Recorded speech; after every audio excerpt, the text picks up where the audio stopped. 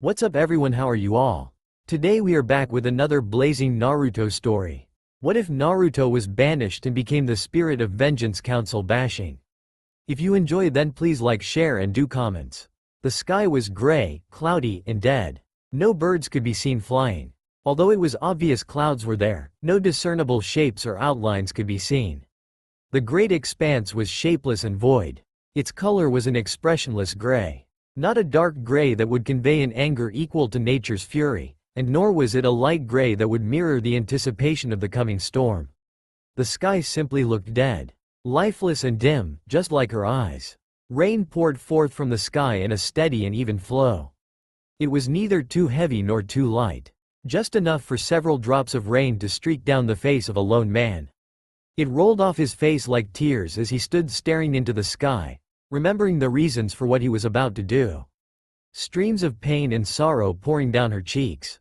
The cold was biting. Constantly, it gnawed at his every extremity, only amplified by the rain and the occasional gust of wind. His gaze fell from the sky and dropped toward the large stone he stood a few feet in front of. Carved into the face of the rock were countless names. It was the names of the fallen that decorated the stone. His eyes darted across its surface, searching for one name in particular. His body betrayed the mood he was in as it shivered once the cold air lashed at him once more. He recomposed himself and began adjusting to the cold as he tried his best to appear detached. Cold, like her hand upon my face. His blue eyes scanning, searching, for the one name that mattered to him right now. He knew that it had been added to the memorials list not but 2 days prior. He had not been in attendance. This was partly because he had been preparing his next move, but mostly because he couldn't bear watching another ceremony to honor her memory. Just another memory that would forever remind me of her death and my failure. Then he saw the characters on the wet, polished chunk of earth and sighed. The water was filling the carving and deep down he knew he had to try to explain himself to her, and to the small audience that was waiting in the shadows. Searching for words he closed his eyes and hoped that she could hear what he had to say. Sakura, another sigh escaped his lips as his words whimpered out. Sakura, I am so sorry, tears were building up. He was thankful that the rain would mask them as he continued, all of this my fault. You paid for my failure with your life. I never once wanted to imagine that Sasuke had become so warped, twisted, and evil. Everyone tried to warn me, and I guess deep down I knew, but I never wanted to listen. Itachi told me it was possible when we first spoke.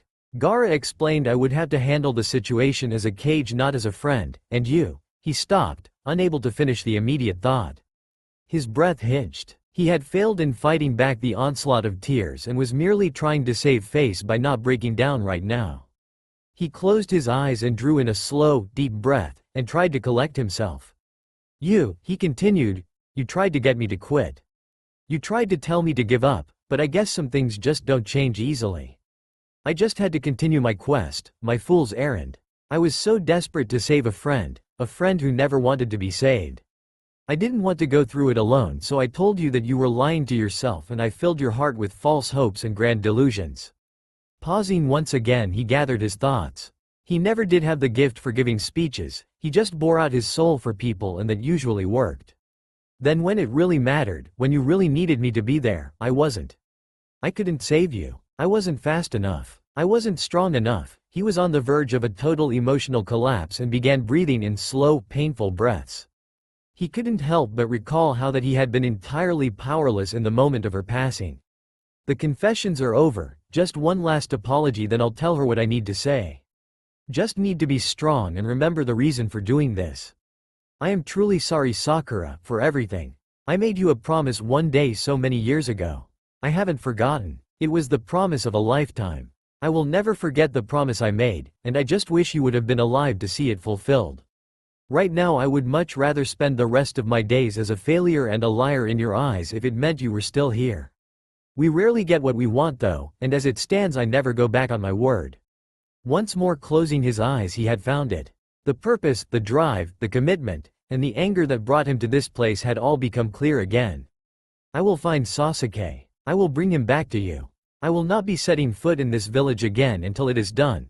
With his lofty resolution firmly stated, he began to feel the weight of held back emotions lifting. He heard a few faint gasps behind him. Had he not been listening for reactions from the small group of eavesdroppers, their shock would have been missed. He allowed a small smirk to form on his face, slightly pleased by the fact that he could still live up to his unpredictable reputation. Closing his eyes, he crouched down and let his hand rest upon the stone. Rubbing his fingers over the slick surface and the various markings, he tried to find her name with his hand. He wondered if the 5 people hiding behind the tree line were more shocked that he would still be fulfilling a promise made to a woman now dead, or that he wouldn't be returning to the village until the deed was done. His fingers traced the characters forming the name Haruno Sakura. This last time when you said it, it was the truth. I think the time before that was true also, but this time there was no motive behind it. It was just the truth, plain and simple. I will do what you asked of me. I will fulfill my last promise of a lifetime, but not until I finally finish the first one. I will always love you, Sakura, he whispered, opening his eyes and standing up once more, blissfully unaware that the words that had filled his heart slipped past his lips. A firm hand rested upon his shoulder and was quickly accompanied by a soft yet concerned voice. Naruto. It paused. There are better ways to honor her memory than carrying out a promise that she regretted having you make. A promise is a promise, Kakashi-sensei, and I do not intend on breaking one. No matter the circumstances, Naruto responded, not moving from his position in front of the memorial stone. Listen, Naruto, I know this all started with the best of intentions, but it tore her to pieces to see him go mad with revenge. It broke her further when she watched you face death just to try and make her happy. Kakashi paused, waiting for a reaction, and found none, so he pressed forward. You do know, right? How she felt about you, I mean. You do know how much you meant to her, don't you? Yes, sensei, I know. That is exactly why I can't let this one go. I had to do this, Naruto answered with a quiet resolve in his voice. Sasuke has no desire to return. The only reason he would come back to the village would be to burn it to the ground, you know that. Yes, sensei, I know. The whole Sasuke thing has gone on long enough though. With what has happened now, I can't treat it like I have in the past. Just waiting until he shows up at the village gates is only going to cause more problems. I have to go. I have to find him and settle this once and for all. I made Sakura a promise, and even though I know I should have never made it, I never go back on my word. I will see it through, Naruto said with a reserved boldness which Kakashi knew to be a statement that nobody would stop him from accomplishing his self-appointed mission. Sighing once more and accepting his own defeated attempt to keep Naruto from his plans, he prepared himself for the next leg of the conversation. Before the end, Sakura saw in you what she had always dreamed and wished Sasuke would become. She saw a brave, powerful shinobi. She saw a man who was fierce against every enemy, a fierce defender of his loved ones, fiercely loyal, and even a fierce romantic. When she was younger, that was what she thought Sasuke was. As her eyes were opened, that was what she dreamed Sasuke would be. As the years grew on, she learned 2 things. The first was that Sasuke, despite being in love with him, was walking a path that she could never follow. The second thing that she realized was that you were the man that she had always desired. If you walked through the village gates searching for vengeance the same way he did, she would never forgive you. Yes, sensei, I know. Then don't do this, Naruto. Don't follow in Sasuke's footsteps, don't make the same mistakes. Don't blacken your soul with hatred, vengeance, and death. Don't go chasing revenge, Kakashi calmly pleaded, hoping that Naruto would relent from his quest for blood. I have spent a lot of time thinking about this, Kakashi-sensei. Naruto stopped and searched for the words to match both his resolve and his mission's purpose. Kakashi waited patiently as an eerie quiet settled over the pair. Naruto slowly turned to face the man he had known to be a teacher, a mentor, and a friend. There are some things that have to be said while you are looking a person in the eye. As far as Naruto was concerned, this was one of those moments. I wanted revenge when I saw the blade piercing her chest. I wanted revenge as she was trying to calm me down and prepare me for the inevitable end. I wanted revenge after she said her last words. I wanted revenge when her last breath left her lungs and the light in her eyes faded away. I wanted revenge when they buried her. I wanted revenge when I learned that there were no plans to immediately pursue Sasuke. I wanted revenge for a little while. So 2 days ago, after they carved her name into this stone, after I learned rumors regarding Sasuke's whereabouts and started verifying his next steps, after I tried to drink myself to oblivion, Naruto recounted the moments that he wanted to strip the life from his former comrade just because he thought he would feel better afterward. Naruto, Kakashi interrupted with a parental harshness in his tone of voice that would have startled Naruto if he had not already expected it. "Don't worry, Kakashi," Naruto said with a small chuckle forcing its way out. "It was the first and the last time. Anyway, I don't really remember how my thoughts got there while I was drinking, but I realized what you just said." Naruto closed his eyes, pausing again. Once more he found his drive, his will, his righteous fury, and the words to express them. "I won't follow Sasuke's path. I have overcome it before. I wanted revenge for Jiraiya after he died, but when I had the chance I never took it. I know if I acted out in revenge the Sakura would never forgive me for it. So I won't look for the revenge I desired, sensei. No, I want justice, justice for the leaf, and justice for Sakura.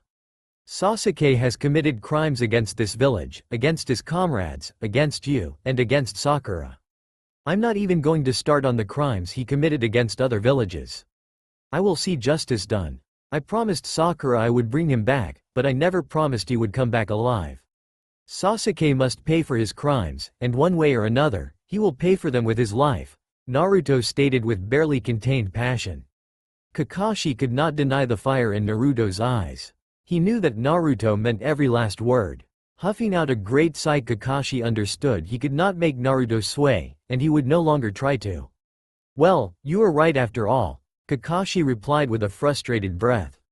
"Even if Sasuke wanted to come back peaceably, he would be executed. Sasuke has killed an acting Hokage and a former teammate. There can be no redemption for him here." And though he knew he could not stop Naruto from going to confront his former teammate, he could not let him go without some form of assurance. "You promise me that this is not for revenge?" Kakashi softly demanded. "I promise you, Kakashi-sensei, this is not for revenge," Naruto answered. There was no deceit to be found in his countenance. "Very well then," Kakashi answered as a sign of his consent and trust. "I'll make progress reports and have them delivered to Tsunade weekly."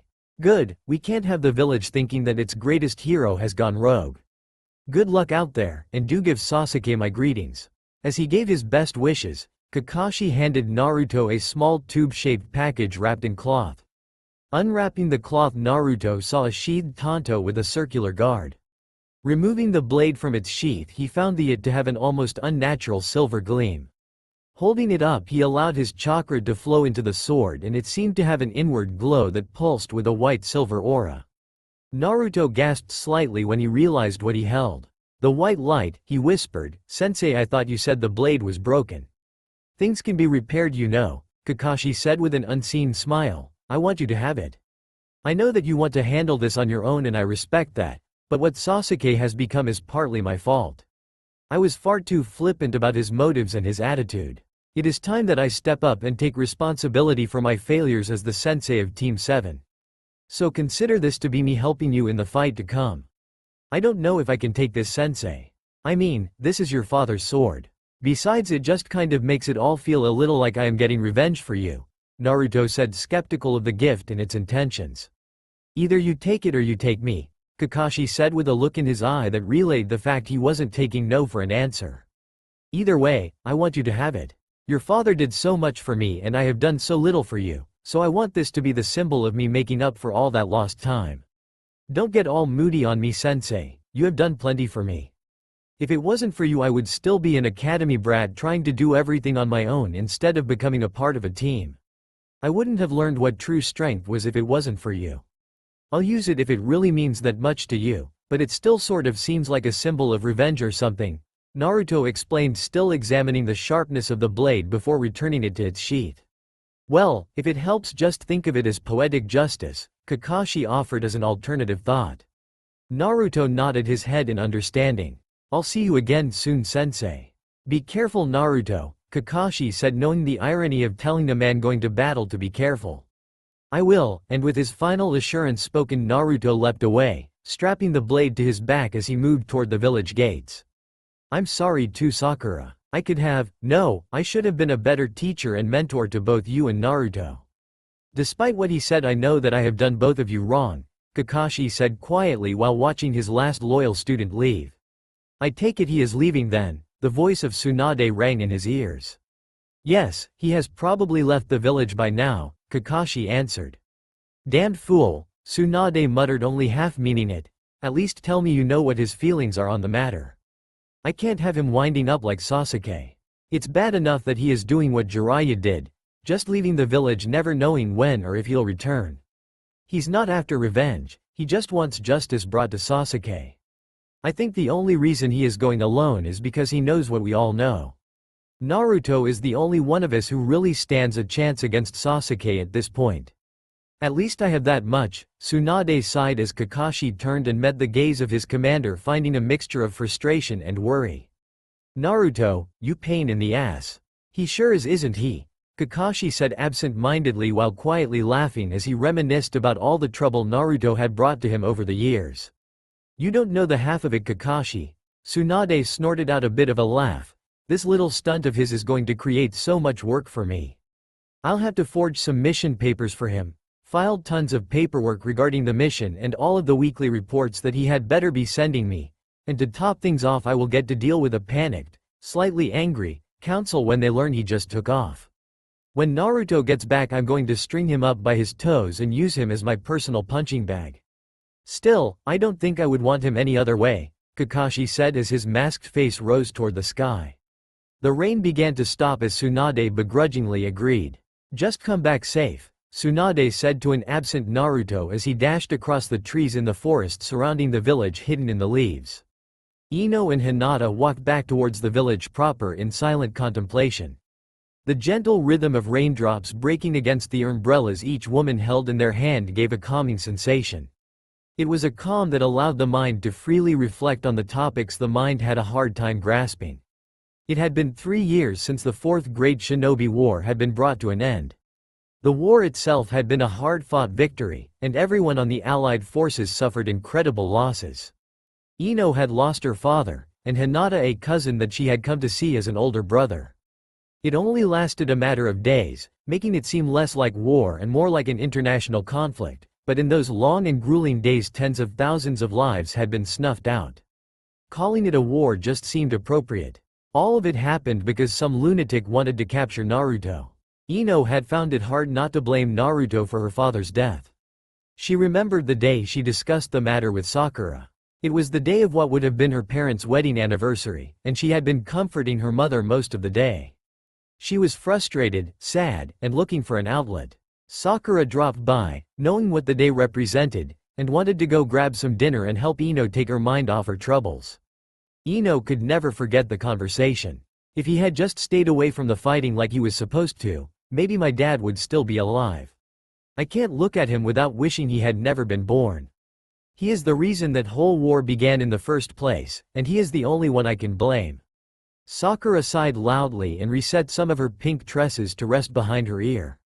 I know you are upset, Ino, really I do.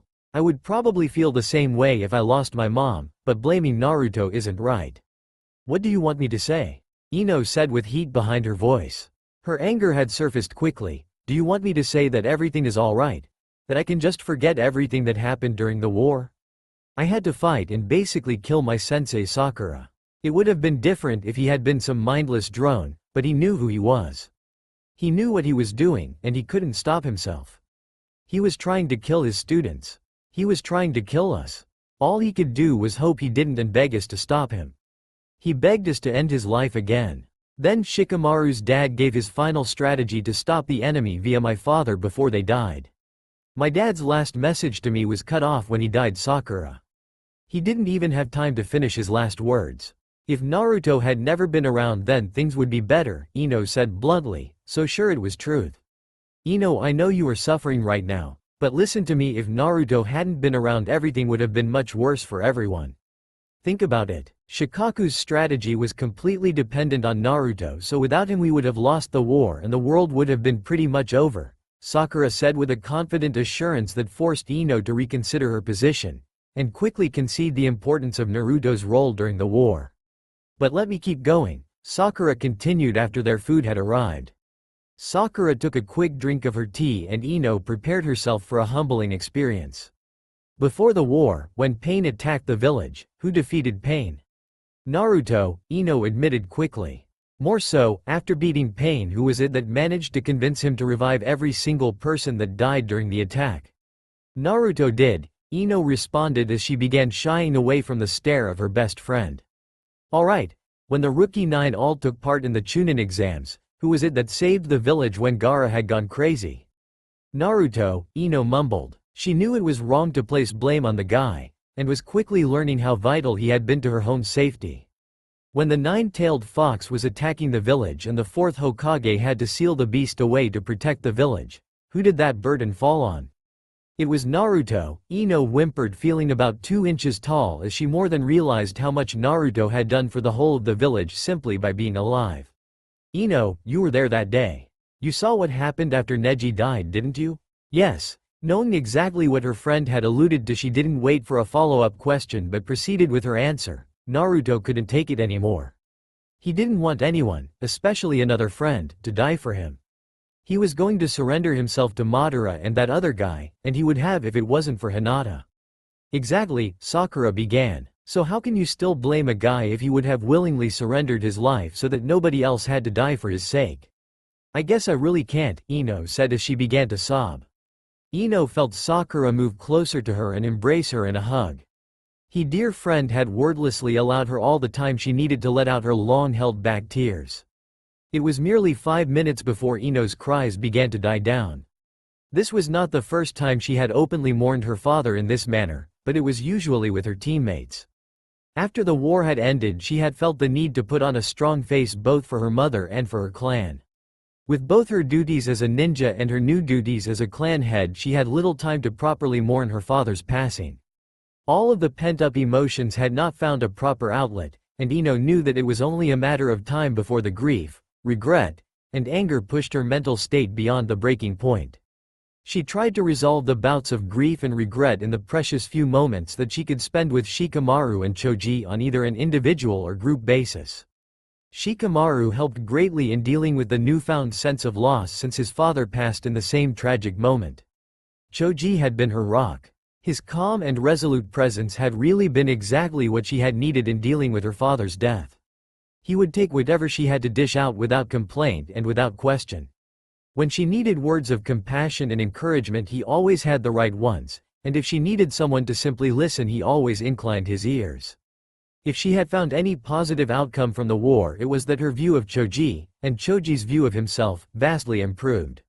He gained an unshakable confidence and resolve. While he never put it on brazen display as Naruto and Kiba would, Ino knew it was there, and he would frequently show it for Ino by sweeping away her various troubles and insecurities. Having him say that he would be there for her, and help her with whatever she asked meant the world to her. Sakura's continued presence in her life had reassured her of how invaluable her best friend was. Throughout her life she propped Ino up when her spirits needed lifting, and knocked her down a peg or two when she had lost her perspective. Ino would return the favor in kind, but lately this service had been one-sided as Sakura was the one balancing her out in a time of great emotional instability. Ino collected herself, detached from the embrace, and wiped the remaining tears from her eyes. You're right, Sakura, and you make it really hard not to like the guy. Kind of makes me wonder why you haven't told him how you feel about him yet. Watching Sakura blush was well worth every minute. Ino had felt embarrassed about crying in public. Well, Sakura stuttered as she returned to her place at the table. Oh, you don't say? Ino mocked as she allowed her chin to rest upon her hands held aloft over her plate, awaiting Sakura's actual response. Naruto is with Hinata now, you know that. He seems to be really happy with her, and I don't want to come between them, Sakura quietly responded, but Ino saw the longing in her eyes. Yeah, they do make quite the couple, but do you honestly think that he has just dropped his own feelings for you? I know that he cares for me, but he still thinks I am in love with Sasuke, Sakura answered. It was a weak response, and to Ino it sounded as though Sakura had simply accepted the status quo. Do you still love Sasuke? Ino asked, mustering as serious a look as she could manage, only slightly concerned at what her friend's answer might be. No, not entirely. I'm not like Naruto, I don't think things will just go back to the way they were. I lost hope that would happen after that day on the bridge. I love Sasuke like a friend or a brother, and it kills me to see him this way. I just don't think I can move on until this whole mess is settled between Naruto, Sasuke, and myself. I guess Naruto sees my desire to have closure and mistakes it for still being in love with Sasuke. It's why he spends all of his free time trying to track him down. Ino pondered aloud. She was presently doing the two of the things she enjoyed most: armchair psychology and meddling in a friend's love life. It sounds to me like he just wants to make you happy. He's totally clueless about your feelings, but he is trying desperately to bring you happiness. So you need to let him know that he is the only guy who can make you happy. But what about Hinata? Sakura protested Ino's line of thought. She has loved Naruto since our days in the academy. I can't break up their relationship just because I recently realized I'm in love with him. So you do love him? Ino smiled at drawing out the desired confession. Look, just because she has felt that way about him longer than you have, it doesn't make the way you feel about him now any less valid. Besides, you know Naruto on a deeper emotional level than Hinata does. You have been on a team together since you guys were genin. You have known all of his dreams, all of his fears, all of his secrets, and he knows you on the exact same level. There is obvious chemistry still lingering between you two, and it isn't just the chemistry between longtime teammates. So I still think you should tell him. If you don't want to feel guilty about stealing away Naruto from Hinata, then go talk to her. Have a heart-to-heart about both of your feelings for Naruto, and if she has no plans on leaving him, then at least you settled the matter and can work toward moving on. Maybe, Sakura said with a far-off look in her eye before returning her gaze to Ino. What about you and Choji?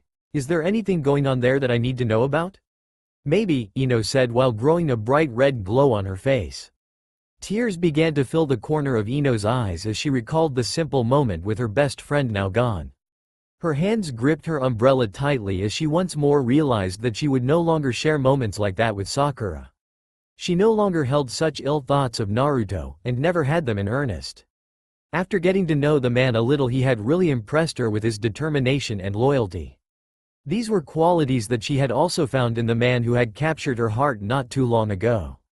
At Sakura's urging, she had accepted Choji's offer for a date. Ino was reluctant initially. Many who did not have an understanding of who she was took her hesitation as simply being shallow. Choji patiently waited for her decision, knowing her thoughts on the matter, and respecting them completely. For all of the years that they had known each other, the new generation of the Ino-Shika-Cho combination had come to have a very close-knit relationship. They viewed each other as the siblings that none of them had ever had. To think at one point I was worried that a relationship with Choji would be like dating my brother or something. Sakura saw my apprehension and she just pushed me right through it. I would have never gone out with Choji if she hadn't convinced me otherwise. I wonder if she ever knew how grateful I am for her.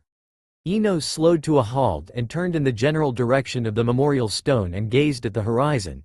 I hope you know, Sakura. I hope you know how much you mean to me. You were my best friend. I will never forget you and all that you have done for me. Is everything all right? A still voice fell on Ino's unheeding ears. She was lost in her own thoughts briefly before she realized that someone had been talking to her.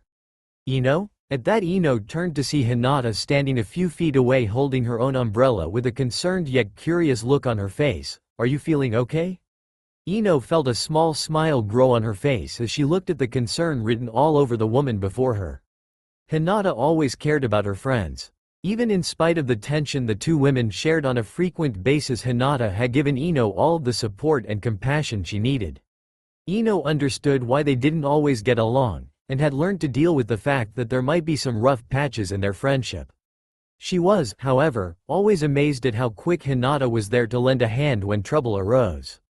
If there ever was a person to fit the definition of a true friend, then Hinata fit quite well. I'm all right, Hinata. I'm just thinking, Ino said, wiping the remaining tears from her eyes. Oh, all right, Hinata responded meekly. If anything is wrong, I will do my best to help you. Thank you, Hinata. It's just kind of a shock, you know. I think I'll be all right, but it will be pretty rough. I understand, Hinata responded with a far-off look. There was no doubt in Ino's mind that her friend was thinking of the recent hardship in her own life. Ino did not know much of the girl's personal life, but had a firm grasp on the major events since she always did keep an ear to the ground for good gossip. There was, of course, the war which changed so much in Hinata's world. She had lost her cousin to the enemy in a drastic last-ditch effort to save Naruto from certain death. The return home had been a bittersweet moment. For soon after the homecoming, Hinata had begun to take an increased role in clan leadership, not as the heir, but as an advisor to her father regarding changes in policy. With the news of Neji's great sacrifice gaining attention in the village and Hiashi's very vocal talk of change for the sake of future generations, enough support had been gathered to make the difference the Hyuga girl had hoped for. Hinata had finally seen the use of the caged bird seal forbidden. No longer were the branch family members branded, and no longer did they have to fear the ones who were their family by blood. The only downside was that the sealing technique had never been designed with removal in mind, and so a safe and effective removal technique was being developed by the only sealing master still alive in the village. Those who were branded were patiently awaiting the day where the seal could be removed without taking their Byakugan away. "Hinata, I was thinking about going and getting some nice, hot, tea, and maybe a bite to eat."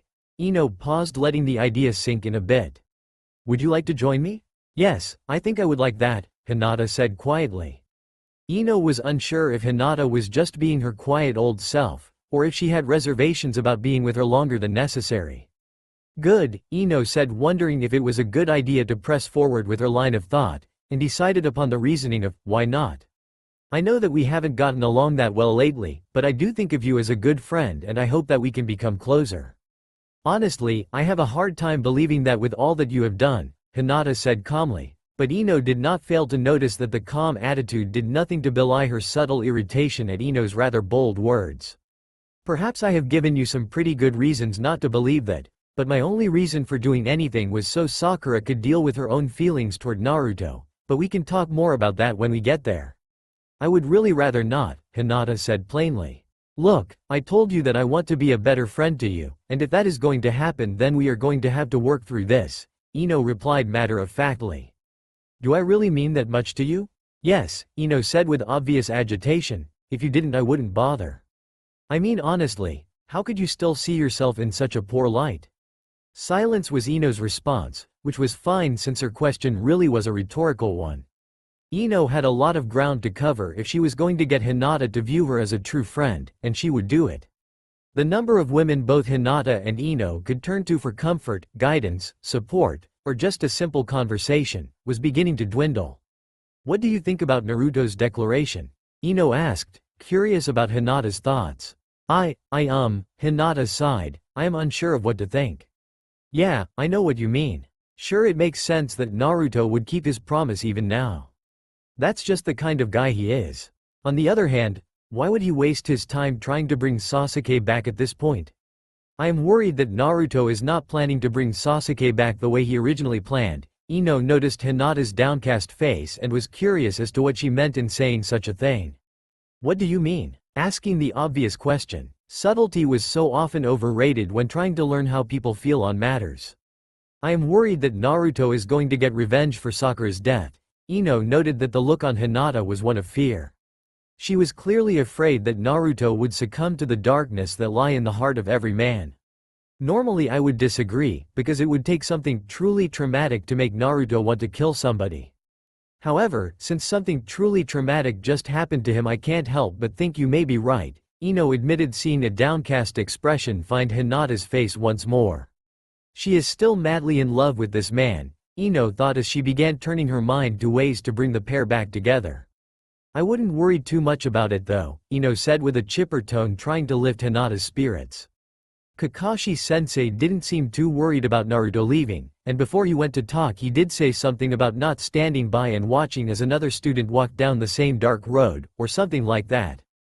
That guy is always so cryptic. Maybe. Hinata seemed hesitant to believe that everything would be alright. Naruto was always really good at hiding his true feelings. Would Kakashi-sensei really be able to see through all of Naruto's masks? Of course, he was Naruto's sensei for years, so he would know exactly how to read Naruto, Ino declared, confident that it was truth. "I hope you're right, Ino. I don't think I could bear losing Naruto." "Not like that." There was another silence growing as the pair was able to see their destination in view. Hinata must feel entirely helpless right now. The man she loves just left the village for who knows how long, and to top it all off he left to kill the man who just killed the girl he had been in love with for most of his life. How troublesome, Ino thought. Great. Thanks a lot Shika, Ino grumbled to herself, annoyed that she was even thinking in the lazy man's vocabulary. What was that? Hinata asked meekly. Oh nothing, I was just thinking, Ino replied as her voice drifted off. They were nearing the door of the tea house, and Ino noticed that the pitter-patter of falling rain on their umbrellas no longer made its way to her ears. If I may ask, what were you thinking about? Oh, I'm just trying to figure out how I can lift your spirits, and work through your insecurities so you can get back together with everyone's favorite knuckle-headed ninja. Ino answered with a wide grin on her face. She closed her umbrella, confirming her ears' suspicions that the rain had stopped. She held the door open for her friend and her grin persisted, seeing the growing red glow of a blush form on Hinata's cheeks. Do, the woman stuttered. Are you really wanting to do all of that?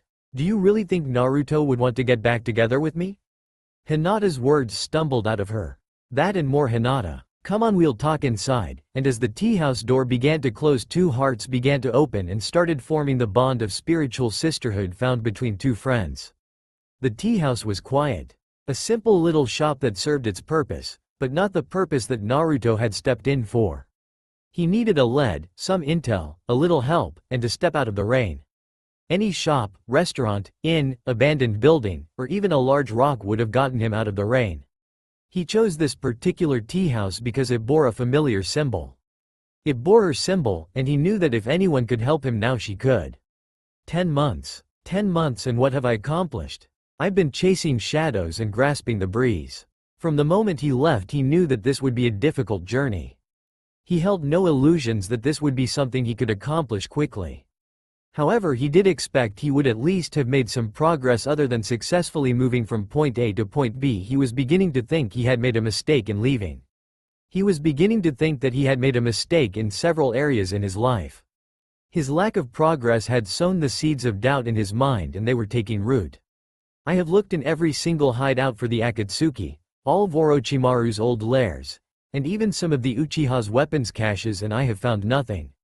It is almost as if he has disappeared off the face of the earth. Sir, are you sure that you don't want anything else to drink? The elderly woman who owned the simple tea shop asked from behind the counter. No, I'm fine, Naruto sighed. Are you sure that what you told me was the truth? No, the woman responded, but what more could I say? One day several years ago she was here among us, and then one day she was gone. If she lives I cannot say, but surely if she does she would have returned to help guide her people as she always did.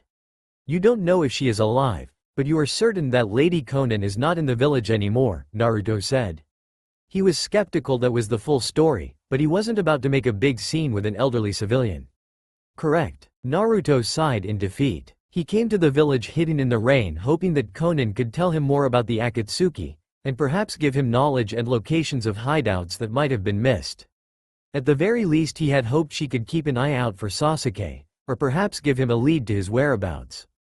Now, Naruto feared that she had died. How he didn't know, but he had to suspect that the Madara impersonator killed her. The guy did have a Rinnegan during our final battle. He must have taken it from Nagato, but he would have had to go through Konan to do it. She wouldn't just let that sort of thing happen. Tell me boy, just how does a ninja of the Leaf Village know our lady? I don't, but we had a lot in common. Naruto said with a smile, wondering how she knew he was from the Leaf. He had removed his headband as to not draw attention to himself while in the foreign village. She knows a lot more than she is letting on after all. This should be interesting. Really now? I find it curious. Before the last war one served many ninja in this tea house. Even the lady herself came here one time, which is why I will always bear her symbol on my door, but in the time just before the war one heard of a change in our border policy. Naruto's ears perked up. He had hoped that perhaps her rumor and hearsay could lead him to a solid clue. Even if it was nothing, taking a chance couldn't hurt. Lady Konan had said that there was one ninja of the Leaf who would be allowed within our village under any circumstances. He and any who traveled with him would be welcomed as honored guests. They say that he is a handsome blonde man, with striking blue eyes, and feral marks on his face. But these are just rumors, and our security has been lax since our lady disappeared. So, I guess you never knew her after all. I can't say that I ever truly knew her. I can say that we had the honor of calling the same man teacher. We also watched as a single man, with the power of a god, Tried to change the world. Naruto answered her vague hints in kind.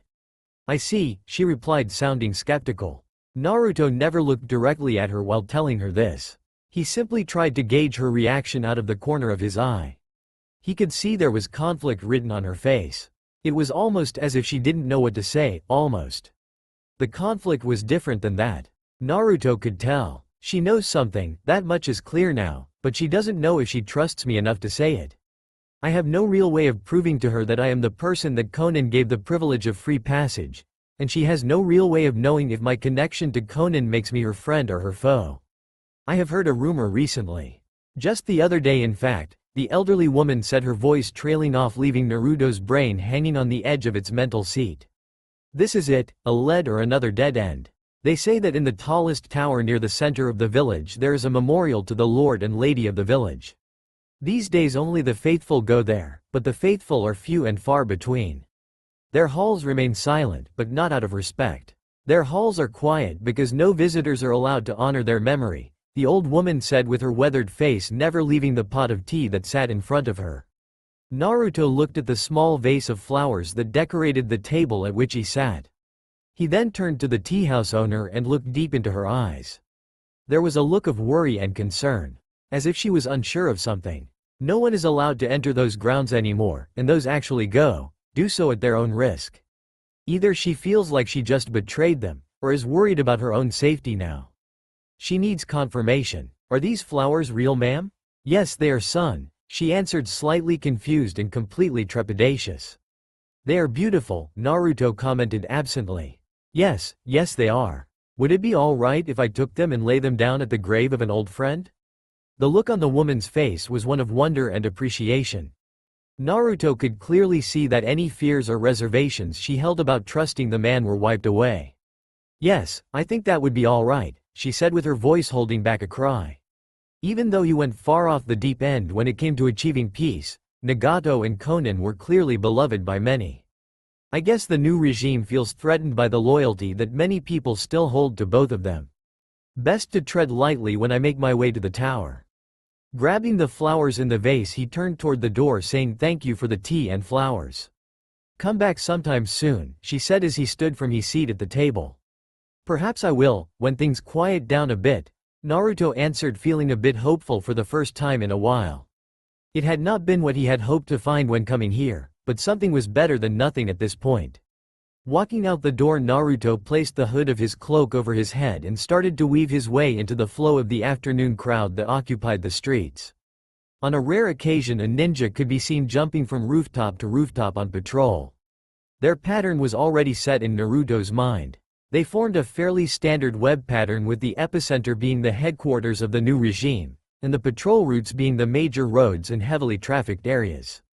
He had already learned that this new government wanted nothing to do with Pain, and as a result they placed the new government building as far off from Pain's tower as they could. Since the security forces of the village were stretched as thin as they were, a large gap in security was left near the place known as Pain's Tower, amongst other places throughout the city. Compared to getting into this village, I should be able to just walk right up to Pain's Tower. After all, the old woman did say that only the faithful visit, which means it couldn't be guarded too heavily or locked down too securely if she is able to sneak in and out. His only wish at this point was that he knew about the leadership that was running the village now. He had heard several rumors running through his network of informants. Some had said that the leader was the descendant of Hanzo, others said he was Pain reincarnated, more still said he was the secret apprentice of the Lady and Lord of the Rain. The only conclusion that Naruto could arrive at is that either this person was incredibly good at keeping things under wraps, or the village was being run by a small council of jonin who had no time to clarify rumors.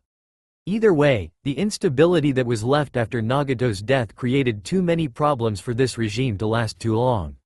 I will need this place stabilized before the tailed beasts return to the world, otherwise it could be hundreds of years before we ever see peace. Naruto thought about the possibilities the rain's instability had. Should one of the tailed beasts fall into the hands of the village hidden in the grass, which had somewhat aggressive reputation, then they may make a move against the rain. The chaos would only end in victory for the hidden grass, and a new superpower could emerge. On the other hand, should the hidden rain capture a tailed beast, then the instability would likely bring the nation into yet another civil war. Civil war in the hidden rain could end with the establishment of a unified village, but who would they be united under? Anyone willing to wage war against their fellow countrymen was clearly someone who could not easily be reasoned with, would likely be both aggressive and ambitious, and potentially power-hungry.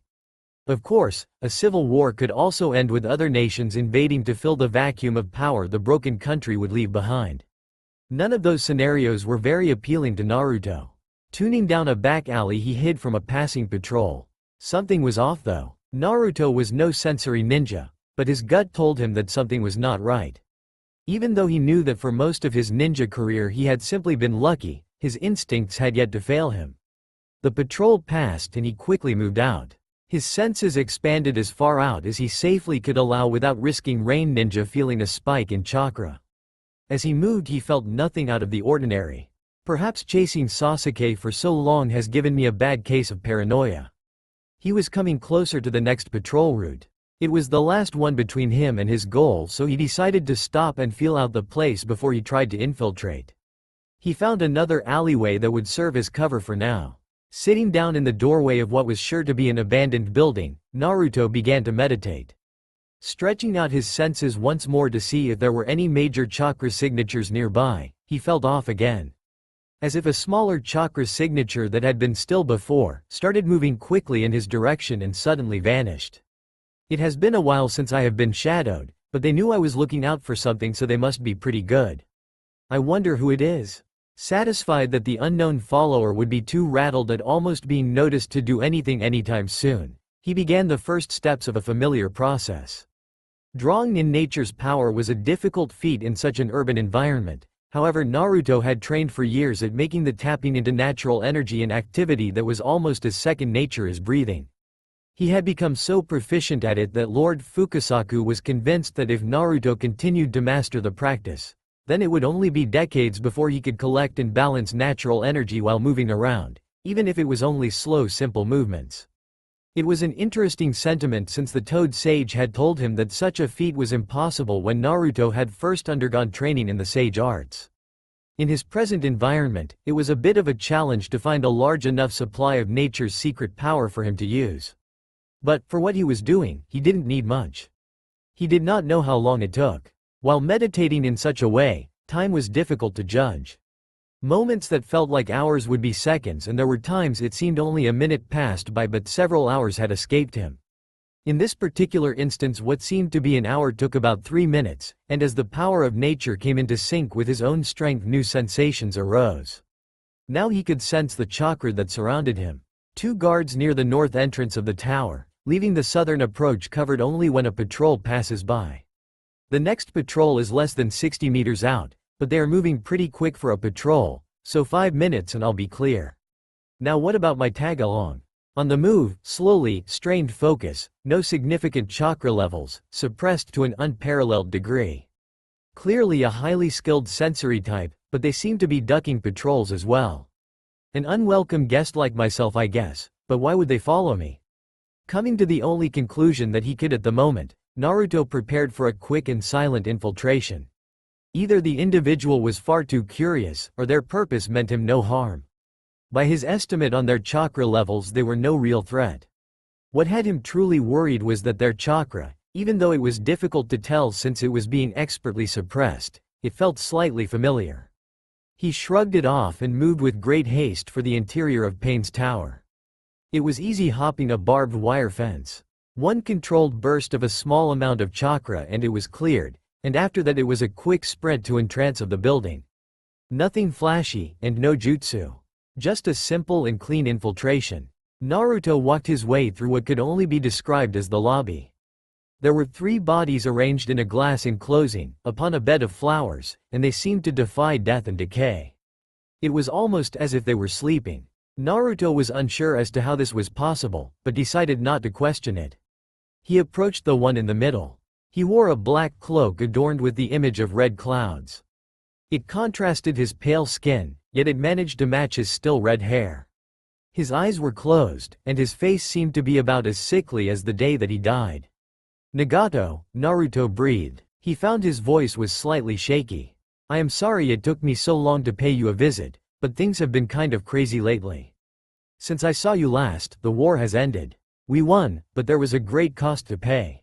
So many people died. Naruto remembered what he told Nagato he would do. He had said that he would find a way to end the hatred that continued the cycle of violence in the shinobi world. He had basically made a promise that would usher in a new age of peace. I haven't done it yet, Naruto started. I still don't know how to end all of the hatred.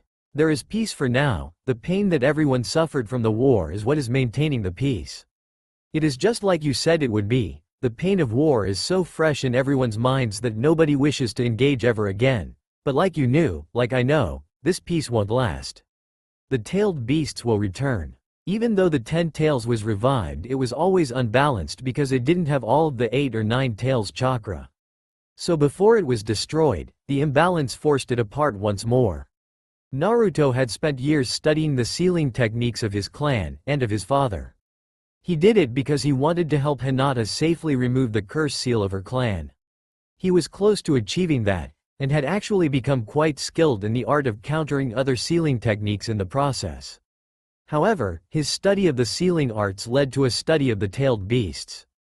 He had learned that without a host the tailed beasts were primal creatures of untold power. They would roam the earth doing as they pleased, no intelligence, only instinct and rage. This, however, led to death and violence between them and the people their pleasure tended to harm. When they return, the only way I know to properly deal with them is to seal them within another host, but I fear this would only fuel the cycle of hatred.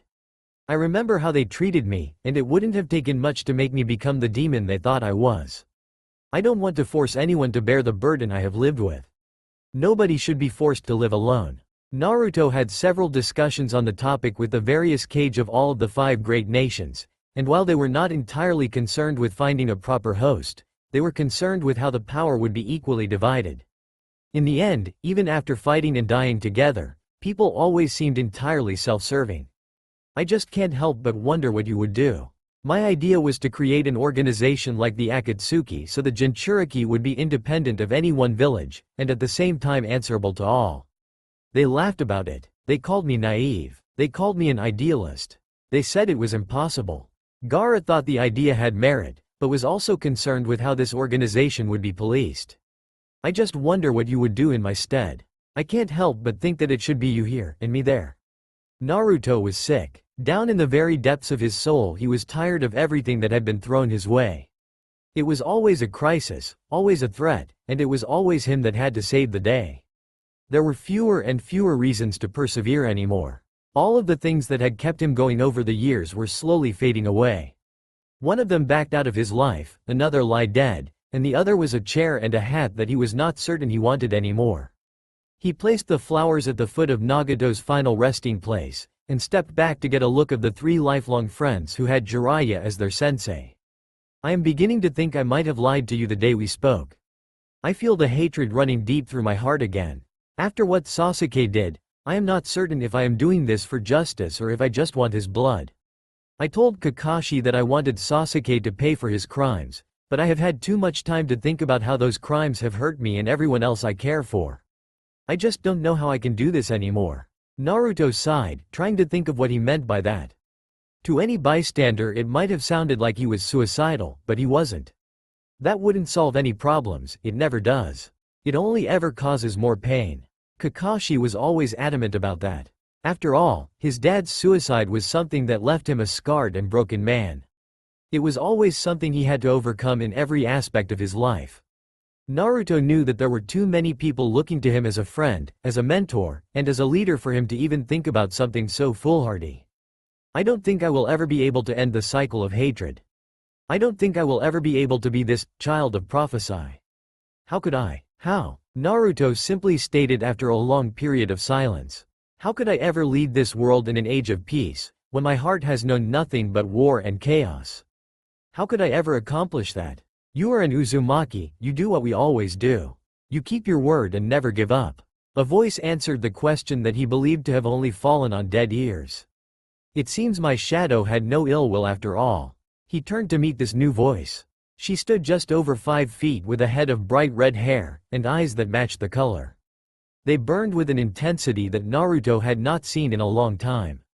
Her pale skin was covered by a purple shirt and black skirt, and a pair of glasses resting on the bridge of her nose. So you were the one following me. I know I have seen you before, but I don't think I ever got your name. Karen, she replied, I was one of the ninja that Sasuke recruited so he could get his revenge on Itachi. Yeah, I remember you now. He almost killed you, but Sakura was able to heal your injuries. So why were you following me? Trying to let him know where I am? Naruto asked as a lame excuse for interrogation. No, I don't work for him anymore, she answered curtly. I was just asking, no need to be rude, he replied, appearing to be put off with sarcasm oozing off his words. I will act however I want, thank you very much. I was here to give you some information, but I don't think I will anymore. Karen answered back, folding her arms in front of her chest and turning her head in frustration. That seems kind of harsh, Naruto said playfully. Something about her just seemed rather innocent and incredibly familiar. Must be that childish attitude of hers, it almost reminds me of Sakura. She goes from comforting to angry in a heartbeat, he reasoned to himself. Yeah, well, you shouldn't assume things.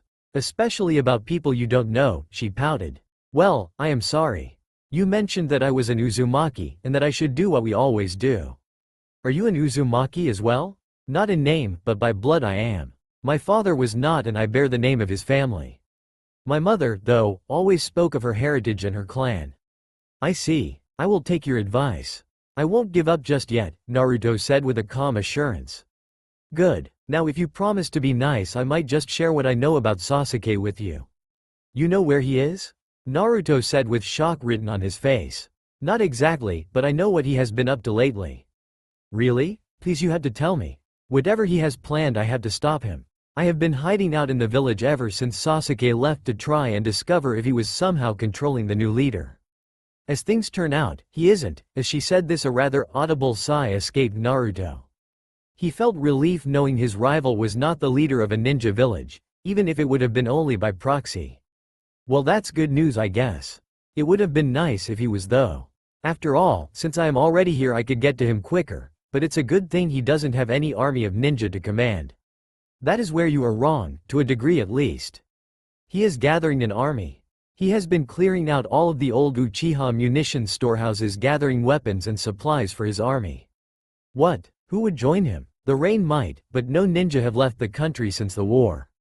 No other village has any love for the Uchiha, and the rest of them don't have the strength to be any real threat to the Leaf. Naruto was at a loss.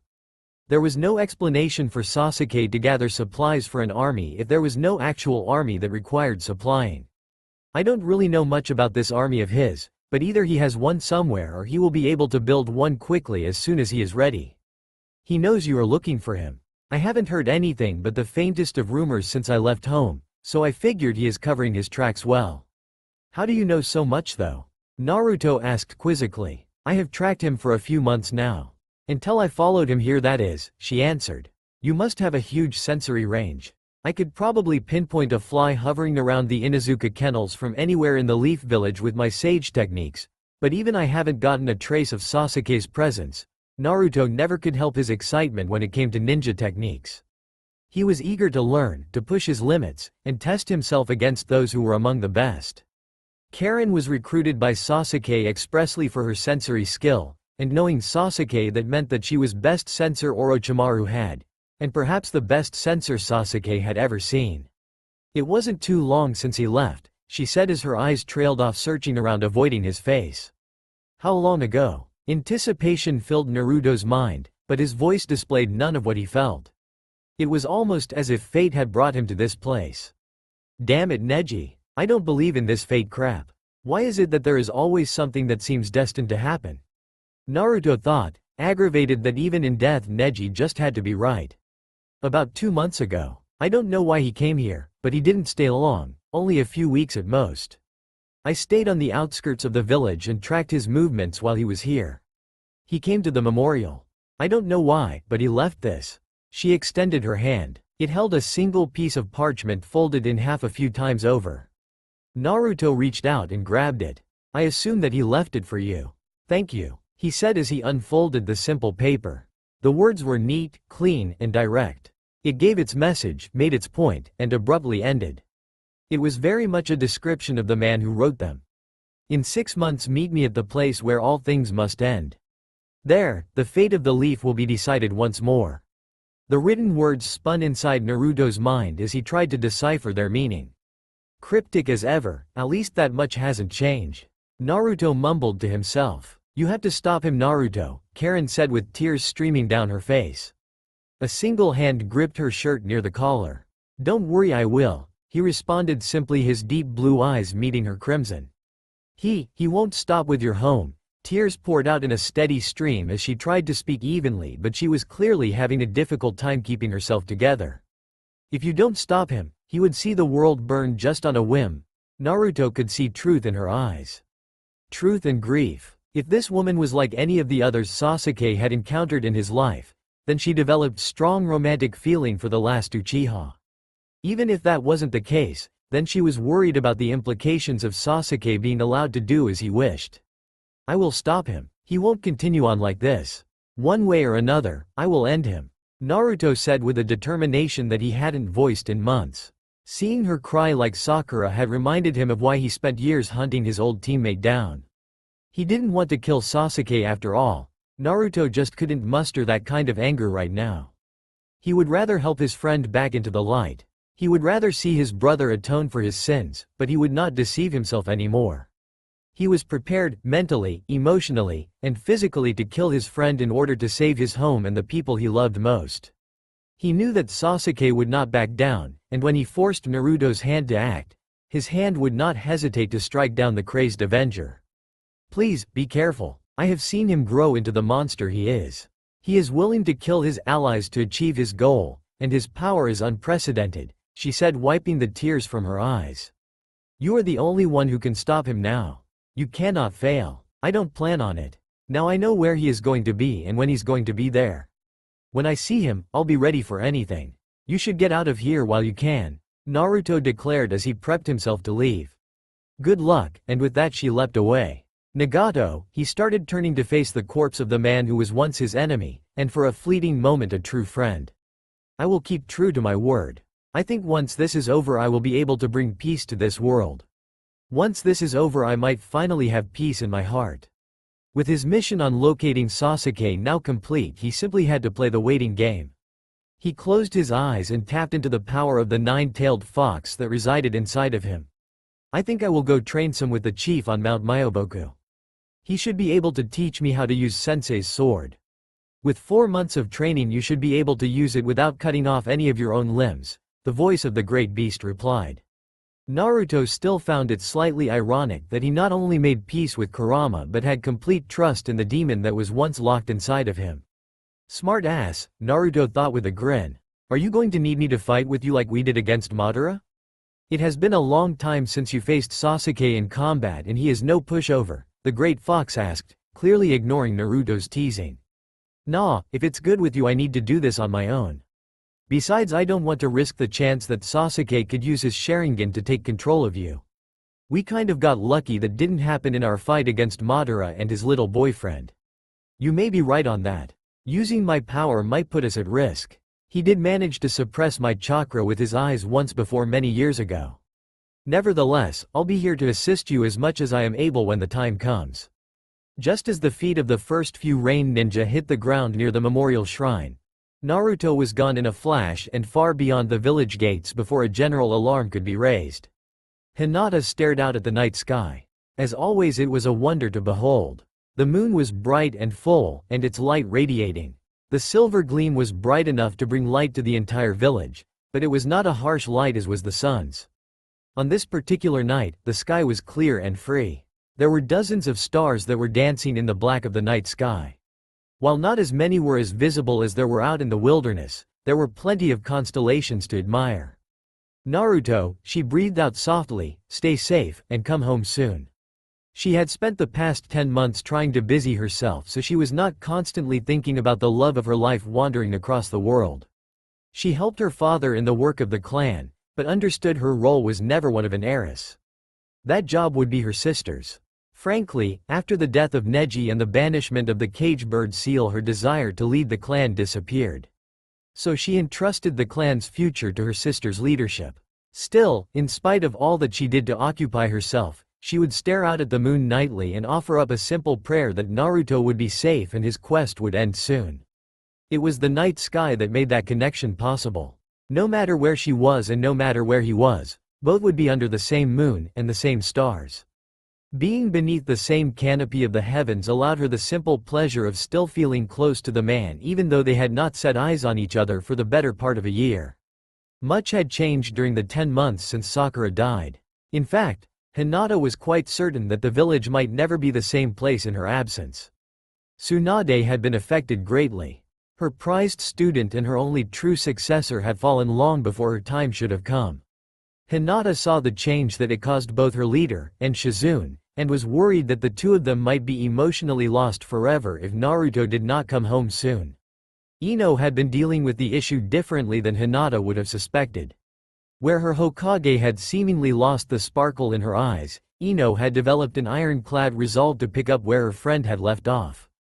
Ino threw herself into her training both in her clan's techniques and in her training in the medical field. It was no real secret that Ino did not have the same degree of chakra control that is required of medical ninja of Sakura's caliber, but it did not deter her from developing the skills to rival Shizune's medical prowess. What startled everyone was when Ino began to do case studies of debilitating mental illnesses, and through techniques she developed from her clan and her medical training she was healing mental conditions long thought untreatable. Ino had also been spending plenty of time rebuilding a friendship with Hinata, and Hinata was beginning to feel quite comfortable calling the blonde a dear friend. They spent many days together talking about life, work, their families, struggles, and love. The results were interesting, and Hinata had been left with a greater confidence that Naruto indeed loved her. On the flip side, she also felt greater remorse for the notion that she had let her own insecurities about the relationship between Naruto and Sakura drive her to breaking up with him. She could remember the night when she had made that decision. Stepping through the gates after a long and uneventful patrol mission, Hinata's pale eyes looked toward her teammates to see what they might do. "The hour is getting late," Shino said, breaking the silence. "We will make our report to the Hokage in the morning. I will see you then. Good job, and get some rest." His brief and monotone words would sound curt and uncaring to those who did not know the silent, but thoughtful man that Shino was. With a nod of his head he was off. Turning to Kiba and his faithful hound, Hinata squeaked, "What are you and Akamaru going to do, Kiba?" Normal people would go to bed at this hour, but Hinata knew better. He loves the feelings of freedom and purpose that long patrol missions give, and he won't want to go home to the responsibilities of his clan just yet, she thought, knowing her teammate and brother in arms. "Hey, did you say something, Hinata? I figured being with a guy like Naruto you would have had to start speaking up a little for him to hear you talk over the sound of his brain rattling around in his skull." Hinata knew what his words meant also. Though it sounded as if he had been ignoring her, and then teasing both her and her boyfriend, she knew this was his way of having some fun with a good friend. With a smile at the man she waited for his answer. "I dunno, I might go see if I can get some food. Or maybe go drop by Ayame's place and see what she is up to. What do ya think, Akamaru?" A bark of affirmation came from the large dog. The idea of visiting the ramen mistress seemed to appeal to him, but only Kiba really knew. As she recalled, Hinata and Naruto had been somewhat responsible for fostering the relationship between the two.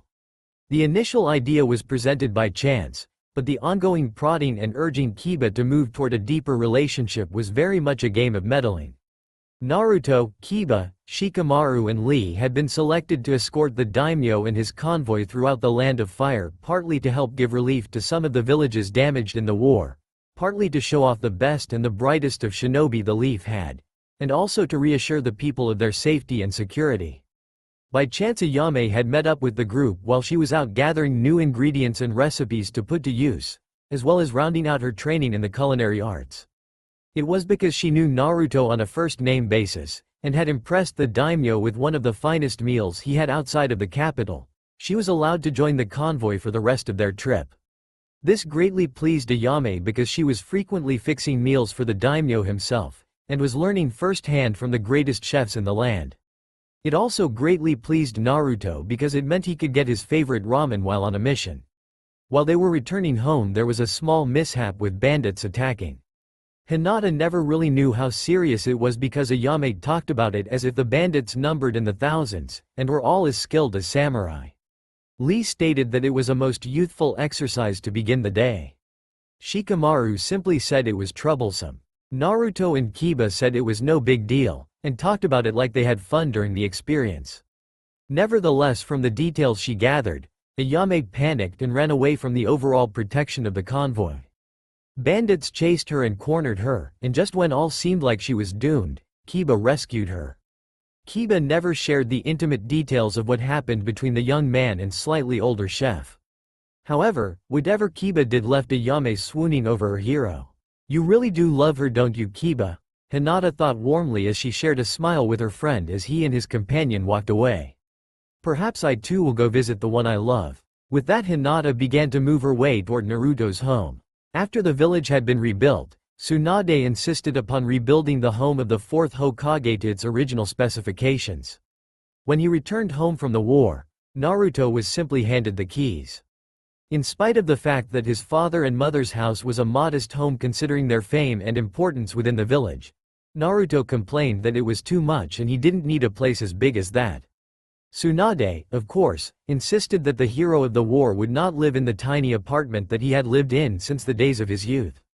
She continued by convincing him that as he got older he would need the space for the day he had his own kids to look after. Naruto, being obsessed with all aspects of ninja life, misunderstood Tsunade entirely and was thrilled by the prospect of having a genin team of his own. As she approached the house she saw the lights on. "I hope he isn't overworking himself again. I told him that the branch families are more than willing to wait for him to finish in his own time. I guess not even sleep will stop him from accomplishing something he has set his mind to." She heard voices as she walked up toward the door. One voice was male, rough yet warm and comforting, clearly Naruto's. The other was softer, more feminine sounding. Curiosity got the better of Hinata as she tried to identify the second owner of the second voice. She spotted an open window and her heart was overflowing with worry as she saw the pink-haired woman standing behind the couch with her hands rubbing Naruto's shoulders as he poured himself into the scrolls splayed out on the table in front of him. "No need to panic. It's not like I caught them doing anything I would consider to be beyond the scope of their friendship. I have helped Kiba and Shino relax sore muscles the same way once or twice," Hinata reasoned to herself. "I just don't understand it." Naruto growled, his frustration quite clear. "My dad was clearly a freaking genius. 'Cause I just don't understand how I am messing this up." "Still working on the cage seal reversal?" Sakura asked the obvious question teasingly. "Yeah, I know how it works in theory, but everything I have tried so far has not been working. Either my counter formula destroys the seal and takes what has been sealed away with it, or the seal remains intact. In theory, the formula I have done should work. You are just testing on scrolls and chakra that has been sealed away. The conditions aren't the same," Sakura pointed out, trying a bit more seriously to be helpful. She had a working knowledge of the sealing arts, but her own yin seal was not a complicated seal in and of itself. "It shouldn't matter with sealing though. I know with medicine you have to try and duplicate the live conditions to get accurate predictions with your testing, but for sealing the only things that really matter is the way the sealing matrix is designed, and how chakra is applied to the construction of the seal. For any one formula there are countless wrong combinations, and only one that will give me the result that I want. It's like looking for a specific needle in a stack of needles," Naruto pouted. He was never the kind of guy with book smarts, and had really pushed himself beyond what even he thought his limits were in his study of sealing techniques. "I was really hoping for a breakthrough tonight," Naruto continued as he relaxed into the couch. "I seriously thought I was onto something this time." He held his head in his hands, looking like he was trying to keep a headache at bay. Sakura continued to work over his shoulders. "Maybe you should just turn in for the night. Get some sleep and maybe the answer will just come to you later," the woman said, offering advice. "That's what I do when I'm stuck with some of my research in the lab. I can't just yet. I can't keep Hinata and her clan waiting. They are counting on me to do this, and it means so much to her. I just can't let her down," Naruto said, with his fiery resolve giving him strength as he dug back into his work. Hinata could feel its warmth as she looked on in wonder as she thought, "That is just one of the many reasons why I love you, Uzumaki Naruto." Hinata should consider herself lucky that she has a guy who would so selflessly do anything for her, the medic said in a seemingly nonchalant manner. I do, Sakura. I am the luckiest girl in the world because I have him with me, Hinata thought, as if addressing the comment directly. She was still debating whether to actually make her presence known at this point. It was a bit surprising that two experienced ninja hadn't already noticed that she was there. Hinata decided that she may have to work with Naruto on his situational awareness. This study of his seemed to give him a sort of tunnel vision. What do you mean by duh? Ow. Hey, watch it, that really hurt. Naruto whined pitifully. Hinata had to stifle a laugh as she knew he was not hurt in the least, but giving Sakura a hard time. Sit still. You are the one who decided to have the Nine Tails hold back on using his healing powers for anything non-critical. So you either have to learn to deal with some pain or quite trying to spar with Tsunade and me at the same time. Retorting with an ultimatum, Sakura continued her own task, ignoring her teammates' complaints. That's not fair. I have to practice Sage Mode sometime or I'll start getting rusty. It's not like I can do that with just anyone, and Kakashi-sensei was on a mission. Besides, the only reason I did was because you kept bugging about how the ability is shortening my lifespan. So you could at least try to be gentle, Naruto grumbled under his breath, probably hoping Sakura wouldn't use his response as a reason to be a bit more rough in her handiwork. What did you mean by what you said a minute ago? I just meant that Hinata is lucky to have you. Naruto was still studying and focused on the task at hand, but Hinata could see the look in Sakura's eyes. She did not need to use her all-seeing eyes to know that the look on Sakura's face was one of longing and restrained desire. There is so much about you to love, Naruto, and you would bring any girl you choose to be with a lifetime of happiness. Heart rate increased, breathing irregular, Hinata's thoughts were drowning her mind in every worst-case scenario that could happen right now. It was so obvious, so blunt, so abundantly clear that Sakura was deeply in love with Naruto. Ino had warned her this was coming. Ino had told her that she needed to sit down with Sakura and talk to the pink-haired medic about her long-term desires for her relationship with Naruto, but she wrote it off because both had known how long she had feelings for the man. Surely Naruto knows what she is hinting at, he has to know. He wouldn't just go for this. Would he? Hey, I thought I already explained all of this to you just a second ago, Naruto began. Breathlessly, Hinata awaited the response of her lifelong crush. The angle was not one where she could see the exchange, but she knew that his cerulean orbs bored deeply into her emerald ones. She couldn't see his expression, but she knew this was serious. It doesn't matter what happens. My feelings will never change. I may wind up with Hinata and you could end up with Sasuke, but nothing will change between us as far as I am concerned. I will never forget you, I will never leave you behind, and I will always fight to keep you in my life. I love you far too much to just let you go now, Naruto said firmly.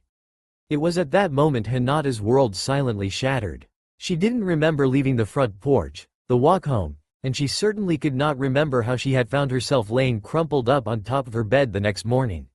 The hows, the whys, and the various other questions she may have had about the conversation she overheard did not matter anymore. She had heard the worst of it in her mind. Naruto loved Sakura, and that would never change. I am only standing in the way of his happiness. Hinata, convinced of this though, mustered up the resolve to say something she would have never dreamed of. Hinata had made what she could only consider to be a mistake the next day, but it felt necessary at the time. Her love for Naruto was not so shallow that she was not willing to give him up if it meant he would be happy. It was never an issue of trust. Hinata knew well that Naruto was loyal to his dying breath. She had just felt that the emerald-eyed woman was someone she could not be compared to in Naruto's eyes. It was, after all, common knowledge that Naruto had fawned over the pink-haired girl since the time they were in the academy, much like how she had her eyes set on him. The breakup with Naruto was difficult and awkward. It killed her to utter those words, and it broke her further to see him stand there and take them so coldly, showing no emotion at all. He offered little resistance, and only asked for a reason why. Hinata had been hesitant to offer one, and simply stated that it was for the best. The awkwardness set in after that and lasted for months. He was more quiet and reserved around her than he had ever been. It was the silence that she received when he was around that hurt her the most. Sakura tried to explain the situation. On several occasions she came to the defense of the relationship between her lifelong friend and the blue-haired beauty. She had tried to tell Hinata that Naruto said what he did because Sakura had admitted, just moments earlier, to actively distancing herself from her teammate and their friendship. She tried to point out that she and Naruto could never be so long as the Sasuke affair was left unsettled. She argued that even if she wanted to pursue a relationship with him, the undeniable fact Naruto loved Hinata would make that impossible. Sakura desperately tried to explain that the love Naruto held for her was of a purely platonic nature. Hinata had already convinced herself that it didn't matter what they thought. Their emotions betrayed their words, and she stood in their way. Even though Hinata had broken up with Naruto so he could pursue his childhood crush, she had held out hope that Naruto would be running back to her. This never happened. The nature of the breakup and Naruto's long-standing abandonment issues ensured that it would not occur. Many people would try to talk both halves of the former pair to working things out. Ino, on the other hand, was not as noble in her approach toward the situation as Sakura had been. The meddling blonde only exacerbated the matter by going behind the scenes to try and work the two teammates into situations where some romance could blossom. While Hinata was far too cordial to ever confront the woman, it still infuriated Hinata that Ino would go to such lengths to extinguish all hopes of a future with Naruto. Much to Ino's own frustration, nothing came of her efforts. Guided only by the light of the moon, Hinata sank into the warmth of her bed. She reached over to the nightstand next to her bed and grabbed the note that rested upon it. The note had been discovered the night Naruto had left the village soon after returning home from dinner with Ino. The note was unsigned, but Hinata knew who it was from. Naruto's handwriting was easily identifiable to her now. The note itself was simple and straightforward, but the words expressed such hope and promise that it warmed the soul, much like the man who wrote it. She thumbed over the edge of the folded paper once or twice before finally opening it. She closed her eyes briefly and read the contents once more. She smiled as she thought about what he had said. "Hinata, I know this will be difficult for you, but I must fulfill my promises. You know me and my Nindo, I always keep my word. I promise I will return. I do love you, and nothing will change that. I will come back for you, and when I do, I promise I will spend the rest of my life showing you just how much." With that as the last thought in her mind, she folded the note and returned it to its original place. Her last thoughts dwelt on her beloved as she began to blissfully slip out of conscious. Her final thoughts of the evening became dreams. Dreams of her holding Naruto close, clinging to the one she loved most, just as she had years ago. That's all for now. If you enjoy, then please like, share and do comments.